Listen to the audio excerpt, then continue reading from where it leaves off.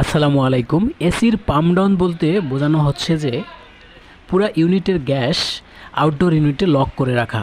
একটি এসিকে এক জায়গা থেকে অন্য জায়গায় নিয়ে যেতে হলে এসিটির পাইপের সংযোগ আলাদা করার আগে সম্পূর্ণ গ্যাস আউটডোর ইউনিটে লক করে রাখতে হয়।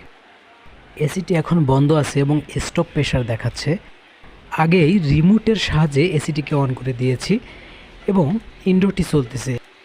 এখন অ্যাম্পিয়ার বেড়ে গেছে, মানে আউটডোর ইউনিটটি চালু হয়ে গেছে। গেজ মিটারের কাঁটাটি নিচের দিকে নামতেছে, অর্থাৎ এই এসিটিতে আর 22 রেফ্রিজারেন্ট ব্যবহৃত হয়েছে। এজন্য এর রানিং প্রেশার 50-55 পিএসআই এর কাছাকাছি এই কাঁটাটি চলে আসবে।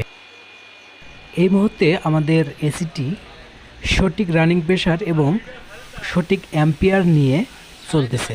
এখন আমরা এসিটিকে পাম্প ডাউন করব। আউটডোর ইউনিটে দুইটি সার্ভিস ভাল্ব রয়েছে, একটি ডিসচার্জ সার্ভিস ভাল্ব এবং একটি সাকশন সার্ভিস ভাল্ব।